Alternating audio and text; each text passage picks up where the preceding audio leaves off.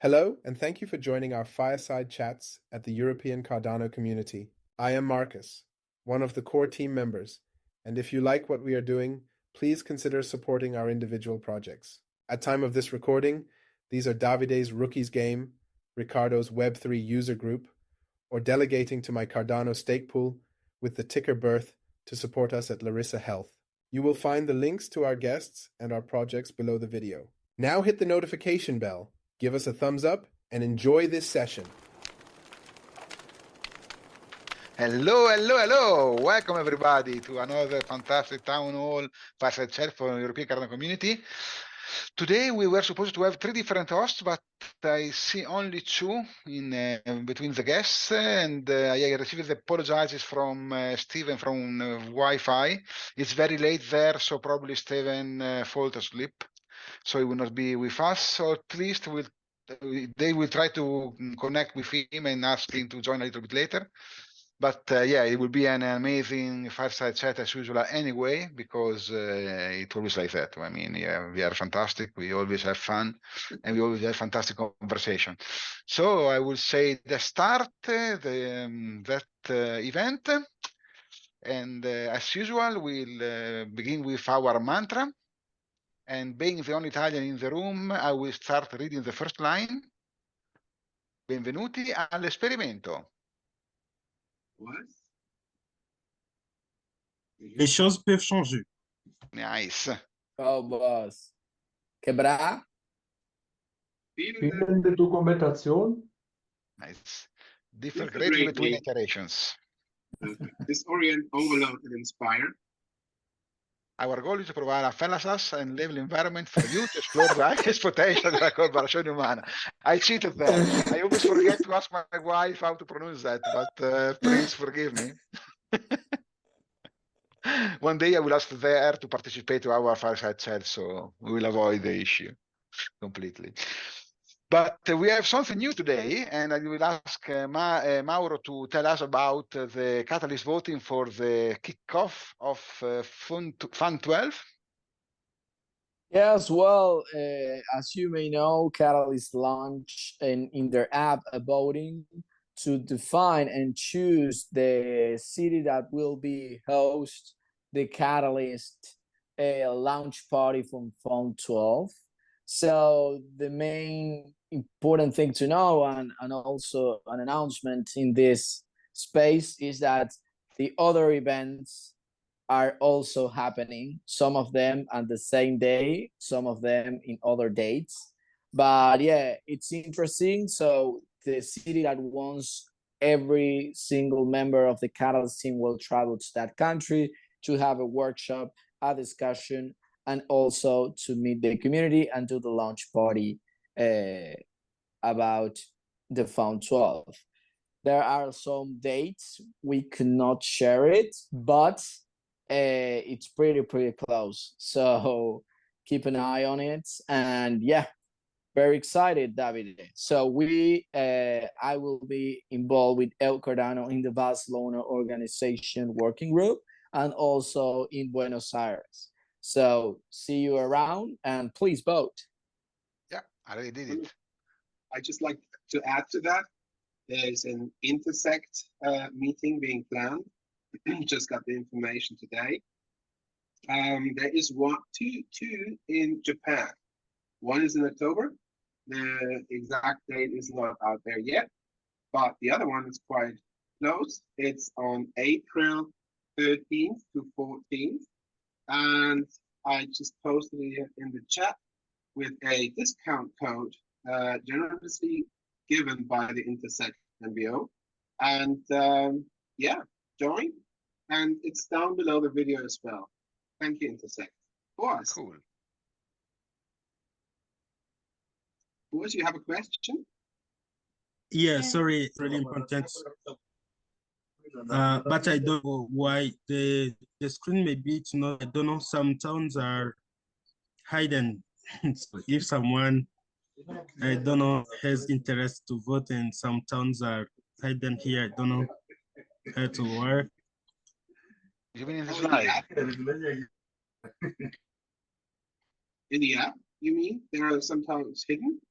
No, probably in the slide that we are sharing. It's my fault. I made the slide in the last minute, so probably I did a mistake in the cut and paste. I'm very sorry about that. I invite do you know everybody to which look ones for are the hidden? slide. Which ones are hidden? It's like Toronto and what's the other one? Buenos Aires. Buenos Aires. Oh yeah, of course. Yeah. Sorry about that. Thank you, boys. Thank you. Cool. So avoid this embarrassing situation and let's go forward with our mantra. So, Marcus, take it away, please. Your notes up to date. There's a new version out since 2 days, and when you watch it in YouTube, it's probably 3 days plus. And it seems that it improves a lot in performance, right? It seems that the performance of the node now with the last version are greatly improved, and the CPU load is like half of what it was before. So another reason to upgrade. And it's fully P2P now. So my nodes are actually running on P2P already. And they're helping with the SensorNet, the modeling, to have those integrations. To be honest, I'm not so strong with the SensorNet, but I'm listening to it. And yeah, today there was a really interesting discussion about should SBOs be equally treated to eReps or not. So it's always good to join the IoG technical community and listen in on what they are doing and what they are planning. If you're interested in Cardano, you shouldn't miss that. It's one time a month, takes about 30 to 45 minutes, not longest was an hour. Highly recommend that. Join there. Try to study or learn something new every day. That would match this, but it's just once a month. Support and connect with community members for synergy goals. Be friendly, inclusive, and wise with words, even in anger. I think with the strengthening of the market, it's calming down a bit in the Twitter community. It's actually nice. The tone is getting friendly. Share information without destroying dreams, people, or their reputation. Welcome to the EU Cardano community. Thank you, Marcus. Fantastic. And let's point out that we, as a part of our task in the European Cardano community, we host Twitter X Spaces in several different languages in the European Union. So we have spaces in Spanish, in Greek, in Italian, in Croatian. And if anybody of you want to host a space in another language, just get in touch with us, anybody from the team, and we'll make it happen. We really like to do them. Lately, we are doing a lot of Italian spaces because it's something that I really care about, but I will love to expand it to other countries as well. So please get in touch with us. And the same happens to real-life events. As you know, with our proposal, we got the funds to support real-life events now.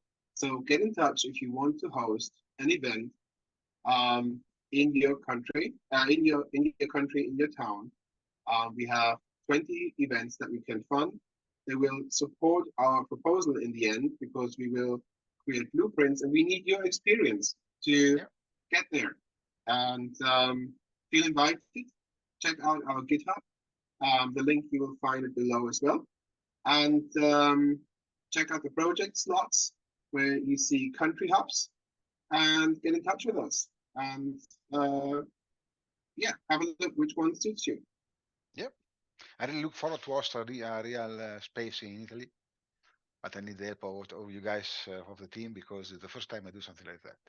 But anyway, let's go on. And unfortunately, we can't present the first guest that was Wi-Fi yet because nobody from the team managed to connect yet. I hope they will do it later. So let's go forward with TxPipe. Diago. That's me, I think. Yeah, it's you. It's you. Thank you for joining. Okay. Should I give an intro of myself and the company? Whatever you prefer. It's a very flat environment. You can do whatever you want within certain limits, of course. But Okay. we probably have a little bit more time because we are just two guests yet. So feel free. Okay, sounds good.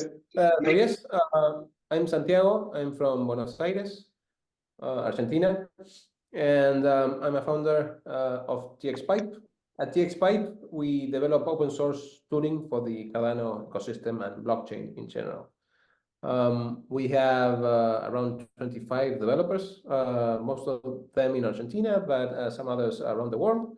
And we've been in the Cardano ecosystem for 2.5 years now. We've been working on stuff on different tools, like, for example, Aura, which is a stream processing pipeline, Rust libraries like Palace, which is building blocks for the Cardano ecosystem using the Rust programming language, Dolos, which is one of the exciting projects we are actually working on, which is about building a Rust version of the node, not a full-blown node, but a version of the node that allows the app developers to query data.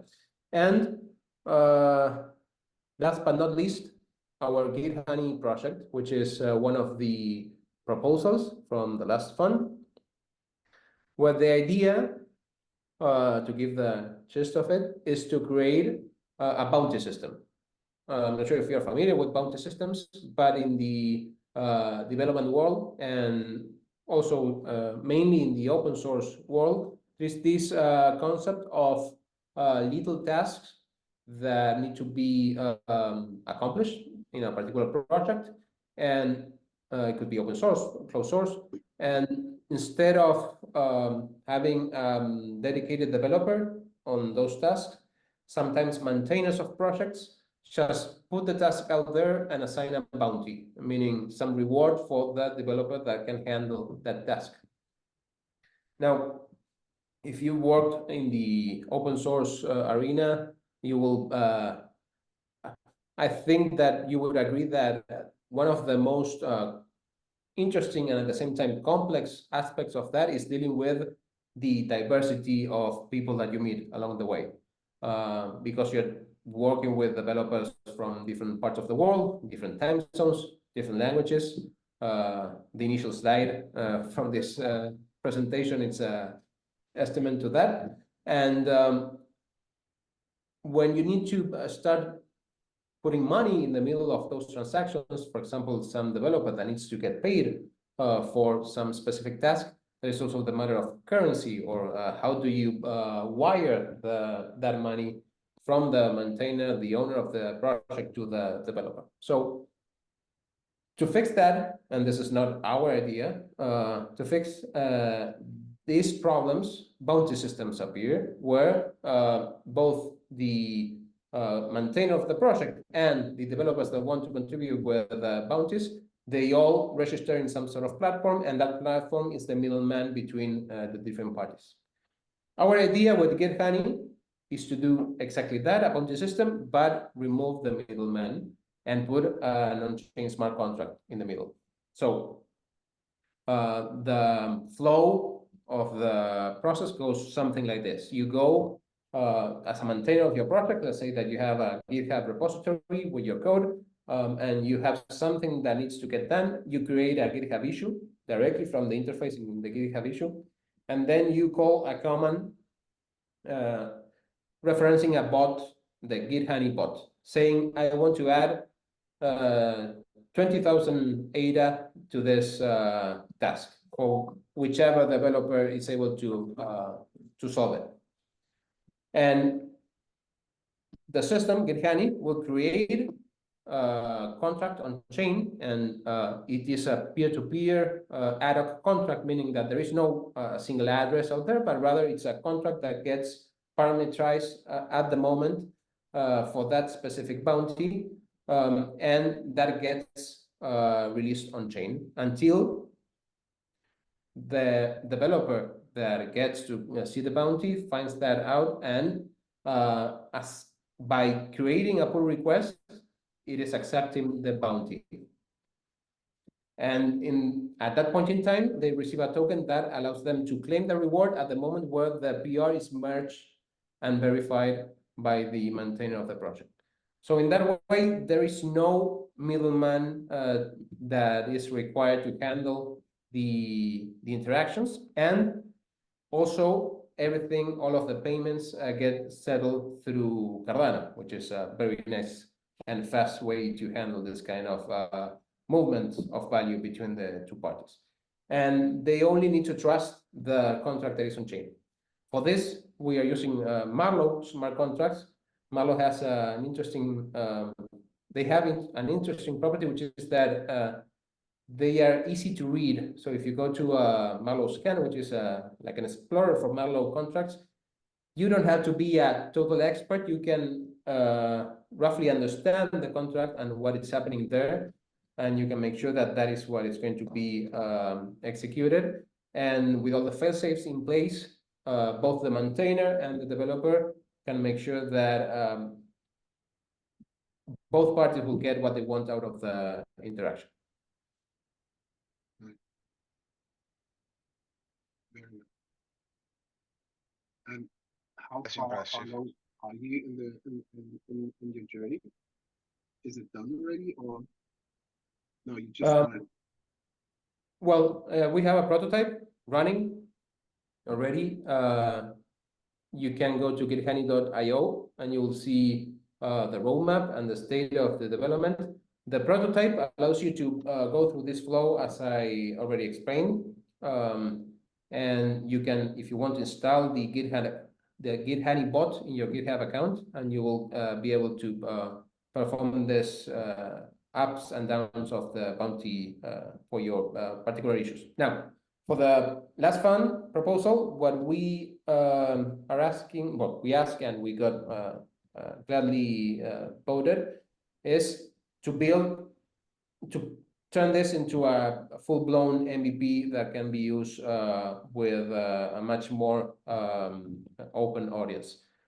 We are going to be building a nice UI that could be an alternative to just interacting through the GitHub bot.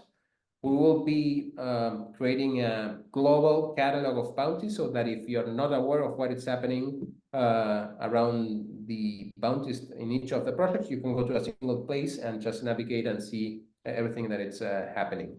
And also some extra added features like a reputation system so that you can see the past bounties that a developer has accomplished, and the same for the maintainer, how many bounties a maintainer has provided, and a lot of things that turn our working but quite modest prototype into something worthy of a product that can be used globally. That's impressive, really. It's been like when I read that, I immediately thought of solving Catalyst proposals, the assignments, and as we have moved everything that we do to GitHub, and we have set out the issues. So with that, this is amazing. This is really cool, because then we can apply that to ourselves and say, okay, release the funds or not for the task. That's pretty cool. I love that. Yeah. So the way how we could work with this eventually would be joining you and then use the reference token and apply that to the real payout. Would that be working, or how would you suggest that implementing it right now? Yeah, that's a good question. I think that Catalyst projects are a really natural fit with this idea. What we haven't discussed this with the Catalyst team, but I think it's worth of a discussion at some point. That maybe when you propose in a new fund some project, and you have a set of development tasks, that maybe you could already set up bounties with the specific amounts attached to that to those proposals. And so the Catalyst team, and this is all just thinking out loud, it's brainstorming, but potentially it could be that when Catalyst needs to send the funds out to the team projects, they could just lock them on a contract that will let the developers claim the amount only when the code for the task, the PR, is merged into the repository. So in that way, you can probably accelerate a lot of the bureaucracy around having to set up the milestones, create the reports, making sure that reviewers go through the report and check that everything has been merged as it is said. So maybe this is a good way for projects that need development muscle to maybe just solve everything directly from Catalyst to developers. That's awesome. What happens if, for example, we do less coding, we do more community work. So and sometimes we just have to take over another person's task, the team member's task. Is there an option for that? The way that this works is that when you accept a bounty, meaning that you're the developer, and by the way, I use the word developer a lot, but it could be anything that can be tracked through some sort of PR in a GitHub repository. It could be writing a page of documentation, or maybe creating any kind of content that is trackable through Git. But anyway, when you're the developer that accepts the bounty, you receive an NFT in your wallet, in your address, that gives you the possibility of claiming the reward once the PR is merged. So if you need to change at any point the wallet that it's able to claim that, you could do that by sharing that specific NFT with the other party. Now, obviously, there is the expectation that from the maintainer side, that if they agree with the work of some developer, that developer will be the one executing it. But from the technical perspective, there is nothing tying the address, but rather the contract is tied to a specific NFT, unique NFT, that you could switch from one wallet to the other if required. Very good. Because the way how I can think this is, sorry that I'm bombarding you with questions, but the way how I can think this is,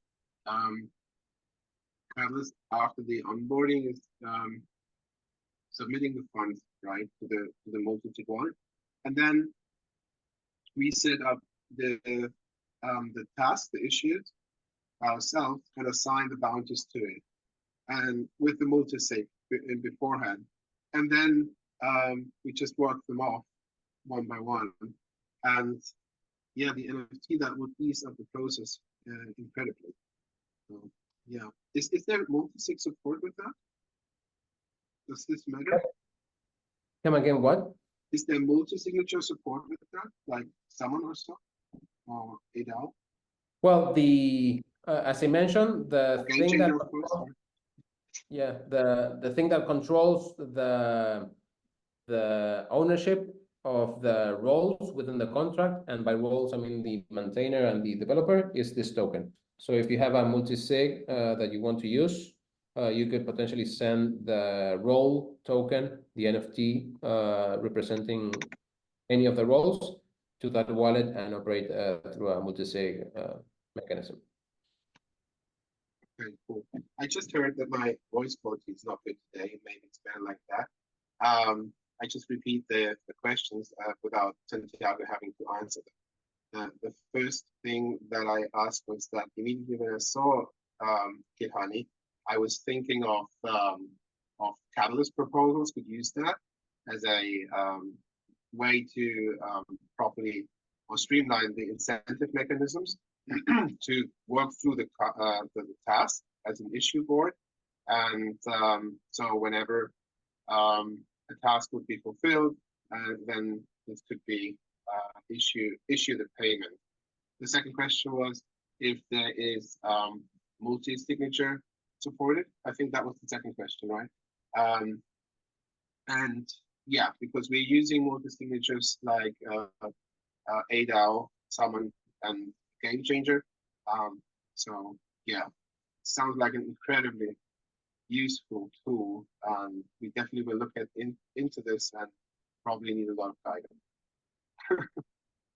Yeah, this is from the TxPipe perspective, we do a lot of, as I mentioned, blockchain development, and it's refreshing to work on a project where you're actually solving a real world problem that we have to deal with. Because, as I mentioned, it's really fun to work in open source with all the diversity and all of the developers that you get to meet around the world, but it's kind of a mess. You need to how to handle that. It's complex, and this is a tool that we believe that it's going to solve problems for us, and it's refreshing for a change to work on something where you can actually get the benefits of the outcome of the product. Really cool. Really, really good. Awesome. I also have a question that is not really related to Gitoni, but more generic to TxPipe itself. When you started with the project, it was very exciting because it was another alternative to run stuff that is decentralized instead of having a single server. How would you differentiate it between other projects like, for example, Igon? Our project, which one? Because we build tools. Are you Yeah. referring to a specific tool? TxPipe tools. Well, yes. They aren't centralized or decentralized. You can think of TxPipe tools as different software components that you can install as infrastructure components when you want to solve something on the blockchain, and in particular in Cardano. So different projects use TxPipe tools in different ways. Let's say, for example, we have Aura. Aura, it's a tool that allows you to read stuff that is happening on the Cardano blockchain and send notifications to other systems. And there are, for example, developers that use Aura with their own projects, their own NFT collections, or maybe with their marketplace or their DEXs, to read what is happening on chain and, for example, send messages through Discord to notify their communities. That is one example of one of the TxPipe tools. We have a few, each one with a different objective and goal, but they are not tied to a specific token. They don't have a business model on top, to be honest. They are just open source tools that anybody can install and use in any way they want. So there is no really matter of centralized versus decentralized, because these are tools that you can install and use in any way. So we could use them and connect them to our tasks. Would that work? Yeah, for Aura in particular, yes. Cool. If you're into data processing infrastructure, if you have used AWS, or if you use Google Cloud or Azure, Aura, for example, allows you to read transactions that are happening on the chain in real time, meaning block by block, and turn those into JSON objects that then you push to different services in any of the cloud providers when you're maybe running one of your infrastructure components. Yeah, I see also Federico in the room. Fantastic, because I had a chat with him some time ago, and he was really kind and asked if you could do something to help me out with my former project that I will keep on for one of the following rounds. So I was very curious about that anyway. Thank you for your explanation. Yeah, no problem. Feel welcome to come anytime. I know you're very busy, but that was great. Thank you. And if you want to come another time, we are always welcoming you. Please, it's fantastic to have you guys here. Yeah. Thank you for the space and for having us. And I really, if I can make a request, once Irhani is a little bit more advanced, I would really like to get some feedback and maybe some uses, and we can go through some examples of how to set up a bounty. Of course. Also, there's a little space that we have, a channel, a project channel in the Discord, where you can create actually you can create an item for every tool that you have if you want. that just makes sense. And then you can request feedback, and we're still working on the way how to best direct the people to the different channels. Right now, we are having like the opinion that is a good way to add the news to the channel item, and then make a little reference in the general channel and say, hey, there's an update. But we're trying to streamline that as well. And yeah, but we're here for that. We're exactly here for that. And anything else you want the community to do? Not at the moment, but yes, just keep logged in, and if you find it useful, ping us, and we'll be happy to try to explore the different use cases together. Cool. Any questions from the community? Yeah, don't be shy, guys. So Yes. With that, we usually would have another guest, but it seems like today is Rock Day. We have two guests that are no shows. That's very unfortunate. yeah, it's a record anyway. The first time it happens, so it's memorable in some way. Yeah. Yeah, but it's like claiming that this happened, right? And yeah, but just for you guys, whoever is presenting, don't do this on the same day. Just let us know a few days in advance, please. It's okay. The daily schedule is a thing, but I think we're all good enough to know that what's happening in the next 2 or 3 or 4 days, maybe. Yes, indeed. But anyway, we have Lucas with us. Lucas, you can have some time to tell us something about 45E if you want. It may be something nice. Hi, Is everyone. that surprising? Can you hear me okay? Yeah, fantastic. I'm at the coffee shop, so it could be a bit noisy, but I'm happy to share a bit. Yeah, I've been meaning to sign up. Let me just open up a browser window and we'll jump in. Sorry for the small notice, but Yeah, I thought it was a good occasion. So no worries, let's jump in. I'm just preparing a screen here, opening up a website, which is not a website, but yeah, can I share? of course, let give you the permission. Let's see if I can. Usually I can't for some reason. Thank you, Santiago. Thank you. By the way, I was just taking a look at your tweet asking for people to organize local events, and I was responding that I would be happy to try to organize something in Lisbon. Actually, I was just texting someone from Lisbon, see if we could have a quick coffee shop meeting tomorrow or Saturday. Yeah. And we do it from time to time. So this time would be like with a bit more of support from you guys and context. Yeah, thanks, Mauro. How many people let's do you see. get in on a regular basis? Sorry? How many people do you usually get in?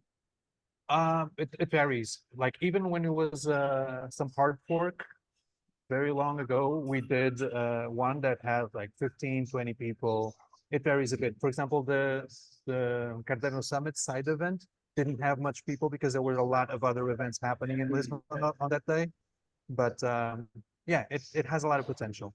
If we promote it with some like 3, 4, 5 weeks in advance and create some interesting content to share there, it should be nice. Looking forward to I that. see your photo in Intersect newsletter. Yeah, that was sort of like a mistake where I sent it as it like explained that it had happened in November, and the guys from Intersect promoted it as it had if it had happened that week. But it was a nice event, but it could have had a lot more people. Well, to be honest, the main idea of this launch party that is happen in Catalyst, it was to make it something more regional. But in the future, now on, we are going to Barcelona. But why not to do something in Lisbon? Yeah. It will be great. How do you mean we're going to Barcelona? Oh, you didn't know? No. So there is currently voting in Catalyst app regarding which city will be the host of the launch party of Found 12. One of them is Barcelona. But besides, and this is a breaking new announcement, besides the voting, there will be also a workshop in Barcelona regarding Catalyst priorities. So, of course, everyone here is more than welcome. And maybe in the future, we can do something similar in Lisbon. Okay, yeah, I was curious, keeping an eye out for the voting, for the launch, if it was going to happen in Barcelona, because I could maybe drop by. But it's nice to know. I'm going to keep an eye out for those dates. Keep an eye in the results, and also if not, if we don't win the voting, there will be also another important workshop in Barcelona to discuss Catalyst features and priorities. And we will try to make a contest to help people to be in community members. So keep an eye on all the info and news. I will. Okay, I'm going to share my screen very quickly. Beforehand, can I abuse your knowledge? What we're going to do now is like super strong marketing. Let's call it rush marketing, or we überfall you. What does this mean? we jump on you marketing. No, it's easy thing. For everybody who's considering having a workshop, what would you say is a good amount of people to connect with to get one going? And how does this run down usually? Like, so for example, I'm a more virtual person, not connecting with people in real life because of all the bacteria. No, that's not. But I mean, like for some people, it might be hard to find other people. How do you do this, and what would you recommend to others? And what would you say is a critical mass to get a good conversation to go? 12. 12? And how do you get these 12 together in one room? How do you get them into one room? Invite 50, get 12.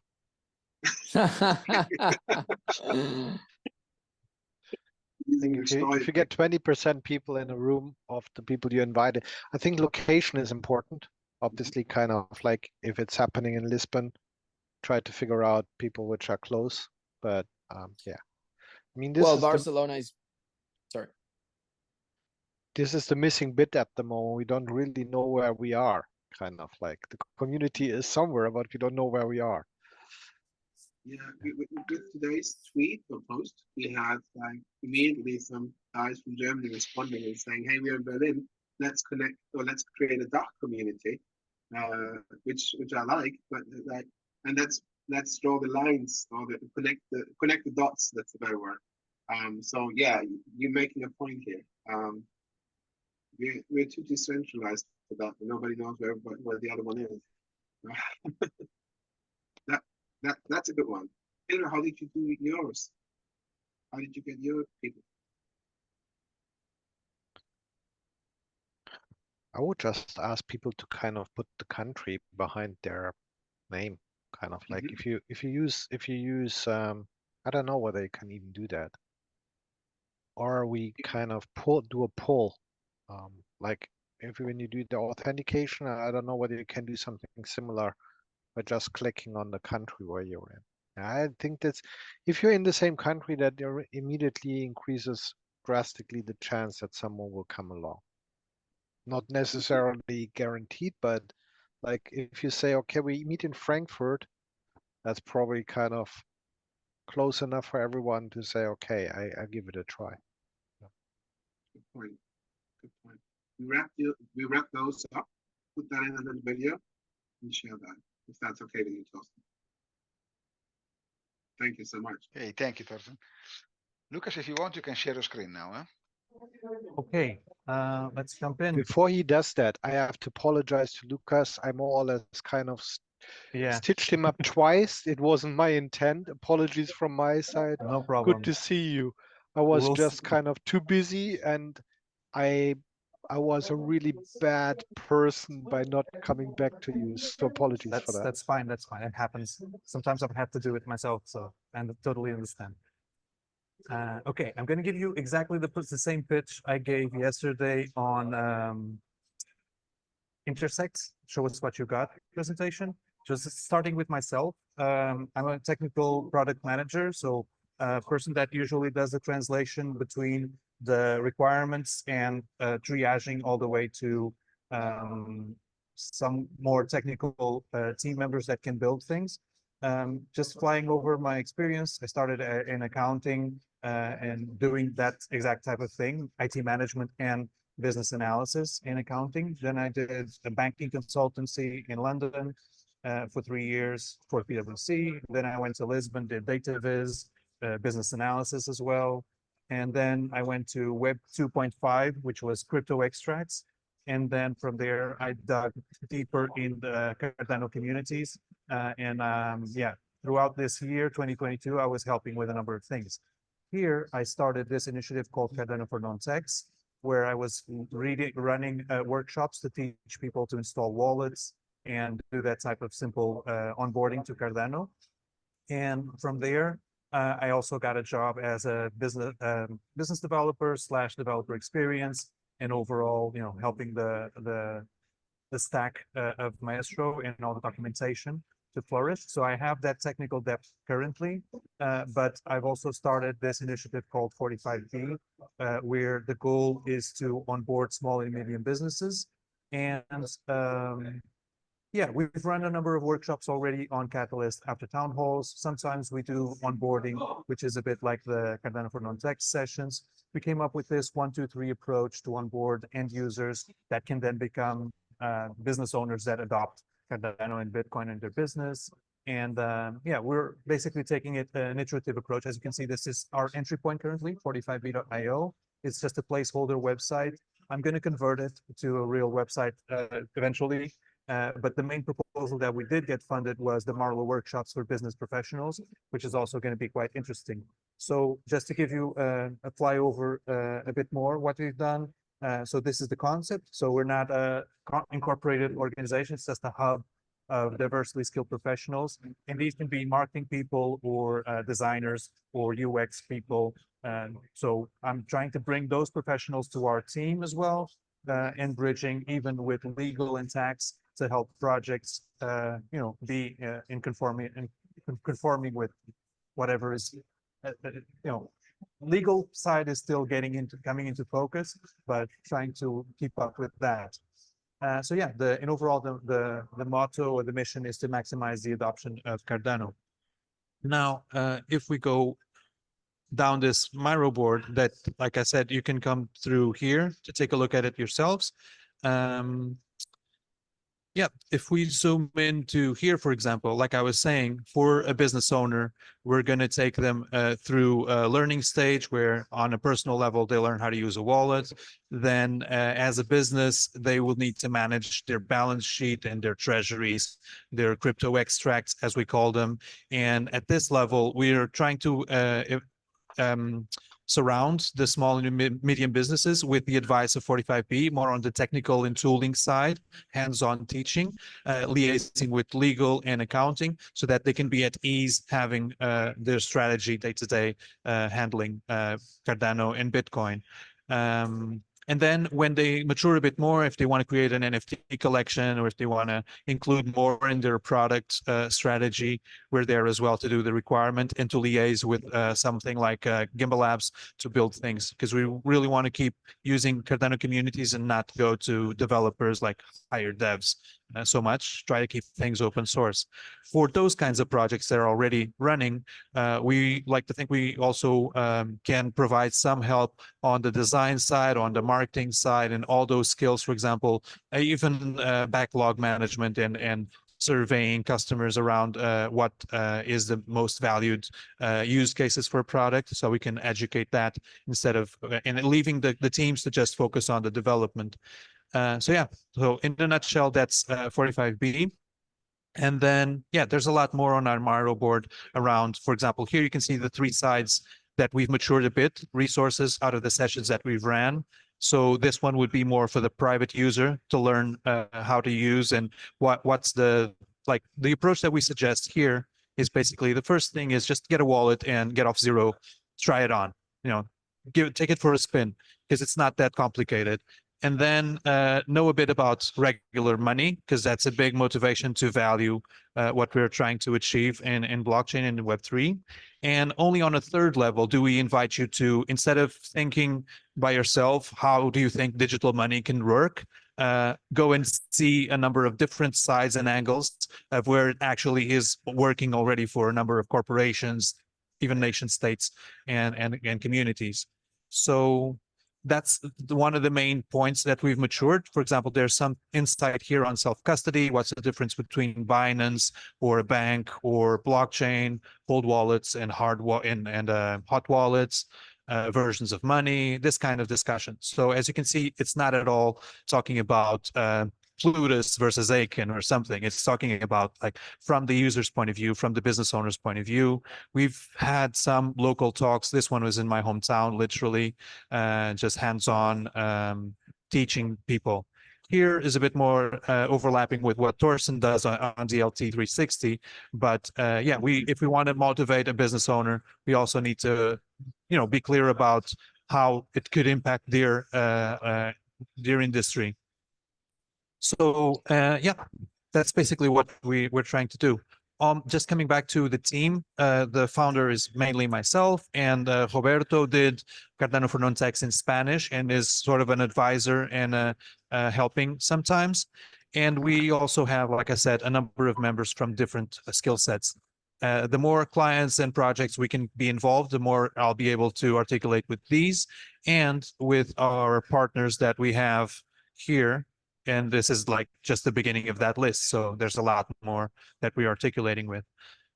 Personally, I'm also helping. So by the way, this was a bit like the Cardano for Non-Techs sessions, which were quite enjoyable for myself to teach, whether it's the end users or teaching the trainers of different communities. So open source is not just about code. It's about if we are teaching someone in English, let's help someone teach someone in Congo in French, or Roberto did the Spanish side. I helped the Brazilian side do a bit in Portuguese, and I would do it myself if I try to get those cohorts of learners. And I was just going to get to this session where with CBIA, that one is actually more technical. It's the Infrastructure Alliance on Cardano. This was founded by Maestro, where I work.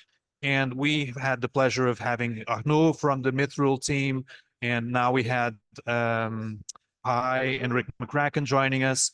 Next week, we're going to have a call with Ryan from Intersect Golf Tool. So that's where we also help facilitate these things. Me mainly, and some other members from CBI. And yeah, we could go on to some sessions that we did outside of on the back of after town hall calls. So like, for example, concepts and preconceptions of crypto. We did one around onboarding small and medium business and merchants. What's the pros and cons? But yeah, it's a bit like, I think that paints a nice picture of what we're trying to achieve here. It does, yeah. Thank you so much for the space. You're very welcome. Any questions? You helped us a lot, yes. But you were not just filling in the gaps. Awesome. Next steps. Is this a paid service or is this a community service? I'm not sure if that was out. I have a question. What are the next steps for you, Pedro? Can you hear me? Marcus is a bit low. I didn't really understand the question. Okay. Sorry.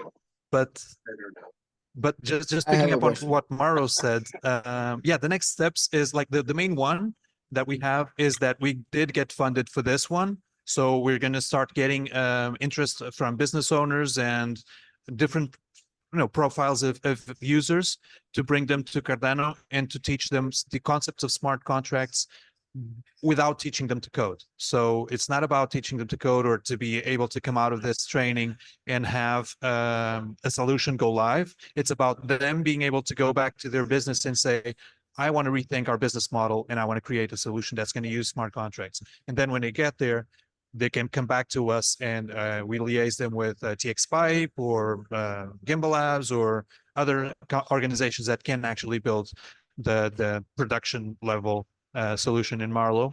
So the next step now, like I said, is to start getting interest and learners for this one to run this cohort, because that was literally the only proposal we got funded.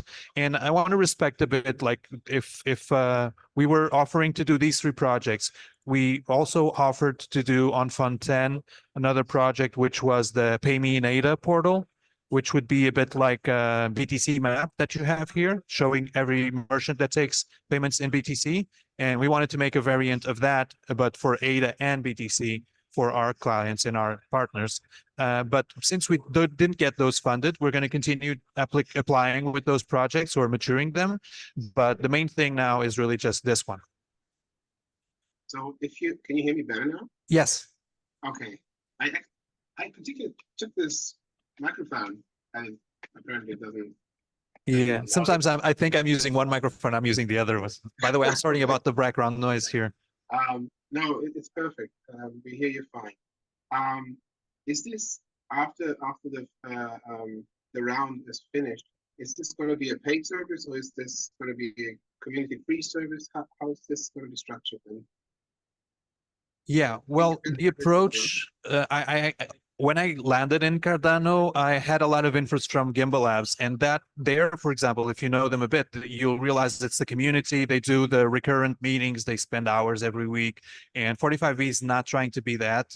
Where personally, I've been a consultant for many years. I've always had side jobs and websites apart from my day job, and I like to value my time. So when, for example, some project comes and asks for advice, we quickly turn to let's build for this time. But at that stage, we're not billing as a corporation. We're billing as freelancers. So it's like what I mentioned here. It's a hub of freelancers, a hub of professionals, right? We don't want to have the weekly community meetings because we can go to Gimbal Labs to meet, and a lot of our friends are there. We want to have more project-centric meetings. But obviously there's a network of partners and friends. So it's a bit more with that angle. Okay, cool. A little bit of taking the founder by the hand and guiding them through.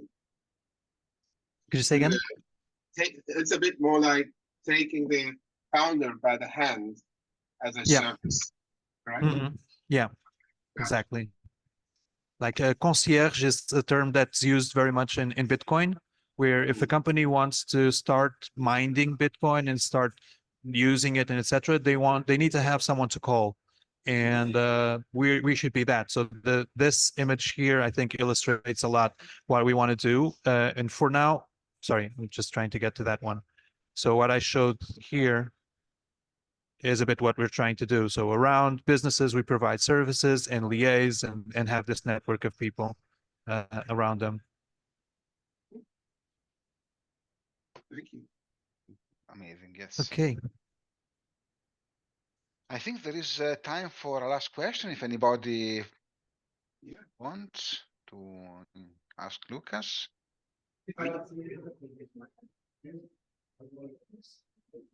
No, this is I was just going to add to Mauro's question as well. Organizing more events, more sessions is always going to happen. So the Lisbon IRL event, or from time to time, we're going to go back to this type of thing. I'm not trying to create a course that people can go through, but it sort of happens when you come here. For example, you see here a number of things, but I still prefer to think that it's more valuable instead of people spending time looking at our YouTubes of previous cohorts, that they just have the sessions with us. And there, it could be a bit more like a community of professionals where I taught this course. If someone, for example, one of my friends is looking to learn how to use a wallet, because these are fairly simple things, and maybe he can attend some sessions with me, but then he can teach the next person. And maybe he's not going to do it under the 45B umbrella, but he's going to start up his own venture or something. I'm happy with that. Great, fantastic. Thank you, Lucas. Your work is amazing, and what you do for the community is really, really, really appreciated. I Thank you would so love much. to go one day to Lisboa and meet with you, Lucas, in one Cardano meeting. Yeah, I looking would forward love to to. that. I would Lucas, love I to. have a question. Sure. Do you have already some German language speakers in your team, in your network? No, actually, no. We've bridged to French, to Spanish, but not German. No. Okay, Are you volunteering? maybe we should get in touch. Yeah. Yeah. Okay. So I can you I can cover, and I think Lucas can cover too. Is it Lucas? Was it Lucas? No, Marcus. Marcus. Yeah. There's Marcus. two Yeah. Marcus here. Marco with Yeah. a K. Both Yeah. of them are German speakers. Okay. So- So you have Yeah. our contact details right here. Just reach Mhm. out through 45B and yeah, it would be great. Also, you know that there's Ricardo in Germany, and so Yeah, I know him. Yeah. cool. So Okay. Marcus, perhaps Very we good. have to kind of connect and link up, and that makes it easier if two people try to get something off the ground than just one person. Having said that, I'm not based in Germany. I'm in the UK, but it doesn't matter. Yeah, Yeah. but both you, Thorsten, and Marcus with a K, if you want another way you can contribute to the community is by hosting X Spaces.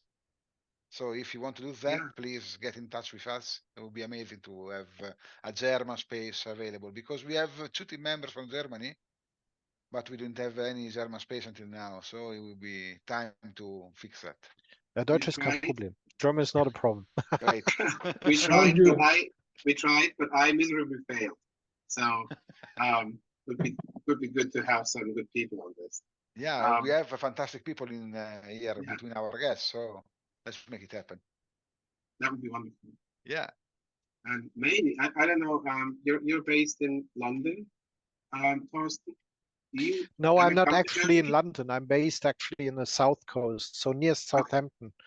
Okay. Actually in Bournemouth, but most people Okay. don't know that. Southampton and a little bit further, but that area. Yeah, good. we learned Even better. both at school. But do you ever come to Germany, or do you currently? Well, in actually, I'm working for a very famous German brand. Hmm. Starts with S and ends with Men's. Mhm. Yeah, Okay. has nothing to do with C, by the way. So yeah, I'm not often, but sometimes I'm in Erlangen. So where are you based? that goes to Marcus probably, right? Sorry? That To goes me? to Marcus probably. With a K. Yes. Yeah. I'm based in the north, but Marcus is also around that Where? area. So what is the north? You know Osnabrück? Of course, born in Yeah. Bünde. No Oh, way. Yes. Not far away. I moved Huh? from Munich because of my love, my wife. Yeah. Here, to Bad Essen, and now we're gonna move to Melle. That's halfway between Bünde and Yeah, I Osnabrück, know. actually. Yeah. So yeah. We should connect. I always had that on my agenda to connect to the European community. I was just too busy. So normal job and doing quite a bit of stuff within Catalyst. So I'm one of these guys who is probably at the moment most hated, one of these milestone reviewers, but someone has to do the job. No, I saw your video, your onboarding video, and it helped me so much to fill out those SOM. Yeah, so really did. I think that will evolve now further in the direction. I'm starting to think that perhaps I have to help the community also, because I did so many reviews now, and obviously my job, I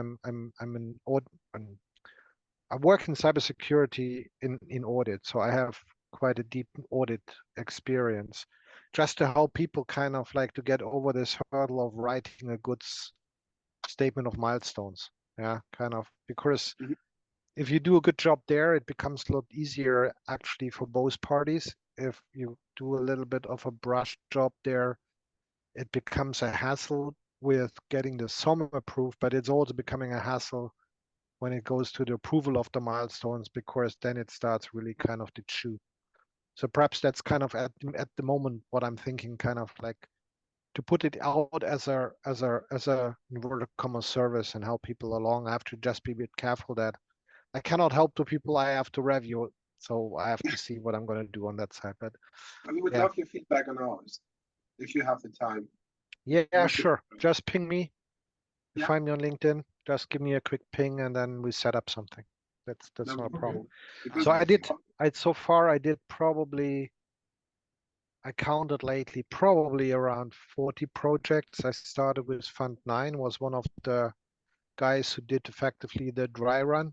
We were in total 5, and then Fund 10 and now Fund 11, and probably also Fund 12. So I think the more effort we put into that one in the beginning, even at a stage where we write proposals, the easier it becomes actually. So kind of if you would write proposals with having a plan in mind already how you're going to deliver, and it makes it concise, it becomes really a copy and paste exercise at the moment when you get funded.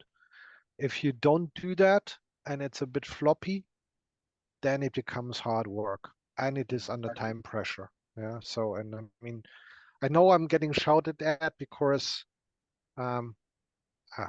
we have quite a load actually. So on average, every reviewer is kind of chewing on about 15 projects, 10 between 10 and 15, and they come in kind of like thick and fast.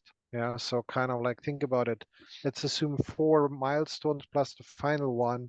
Let's say 3 plus the final one times 15. You have to read a lot, think about a lot, and I mean on the one hand side, it has to be fair and reflecting what the community is expecting, but on the other side, it's not our job kind of to decide whether it was a good or bad proposal which got funded. It's just like make it work. Yeah. And unfortunately, what you can see, and it's not that visible in the community, people can't start to struggle when they start to execute. Yet. So long running projects have this, I think from Fund 10, most of the projects I have are 3 months behind the plan.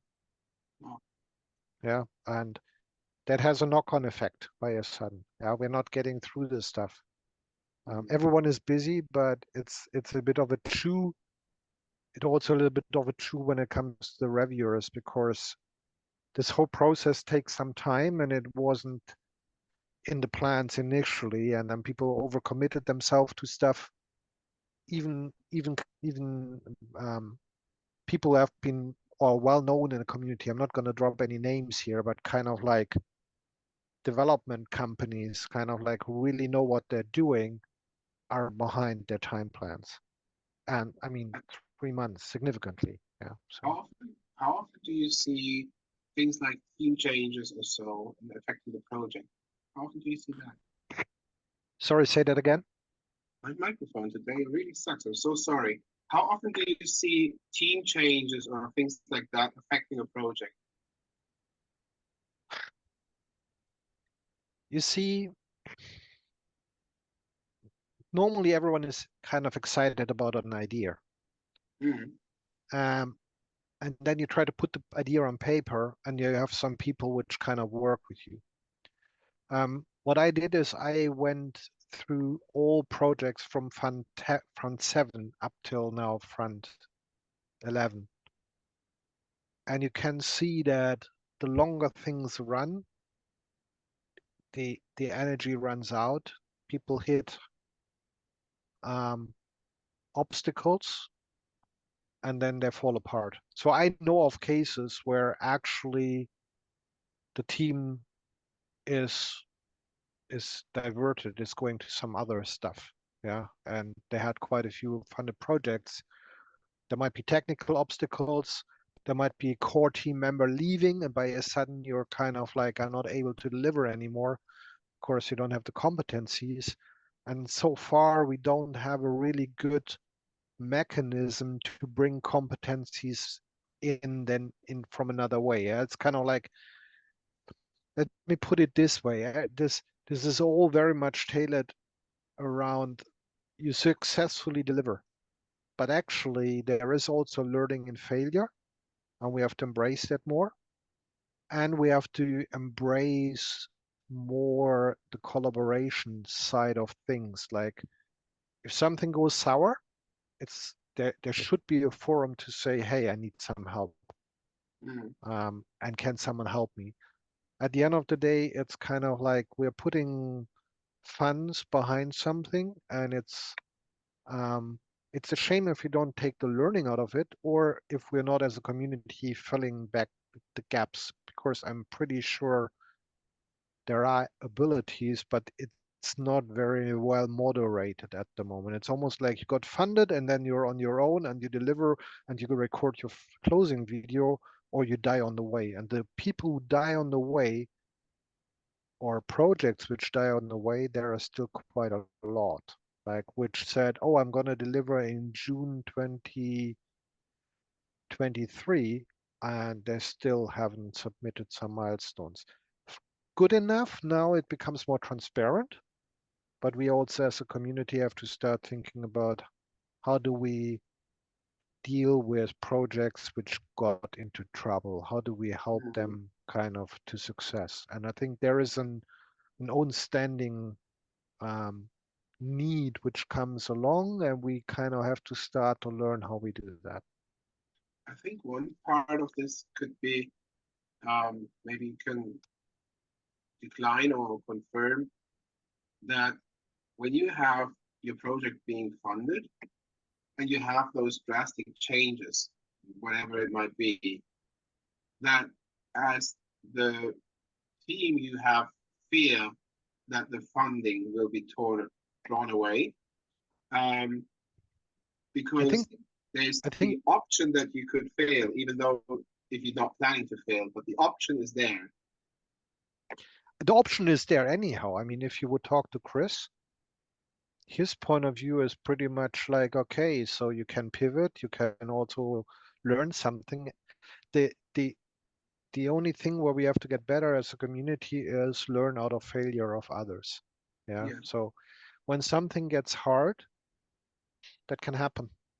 It can happen. Yeah. Not every idea in itself is a winner. That's kind of like, even if it sounds like a good idea, to make it effectively a success story, sometimes it's really, really hard. People run out of funds. I mean, I look at projects and say it's no wonder that they struggle, because they're just underfunded. Yeah. But even that is a communication which doesn't really happen yet. Kind of like, what is the right amount of money you have to ask for to get something achieved? And don't be overambitious. Yeah. And on the other side, if you struggle to deliver, kind of, we have to find a forum where it's safe to raise your hand and said, hey, can someone help here, please? Yeah. Often it comes together, you're running out of funds and you're not done. Yeah, kind of, that's kind of really where it gets hard. But even in that, there is kind of a learning, like, okay, this is what we got wrong, this is what we learned from it. And that can even be a closeout. Yeah, can say, hey, we tried and we failed, and the lessons learned is don't do it this way because it will not succeed. I think that's an important thing to hear from funded proposals. Good lesson. Yeah. But it's not that transparent. I mean, just when you go through the proposals and you more as really start to draw things, dig deep in the data, you see, blimey, there are good ideas and somehow they don't necessarily get to where they have to get to. And to be very honest, if you look into the non-Web3 world, it's also happening there. So why should we be immune to that one in the Web3 world or within Catalyst, within Cardano? Yeah. Very true. Thank you so much, Torsten.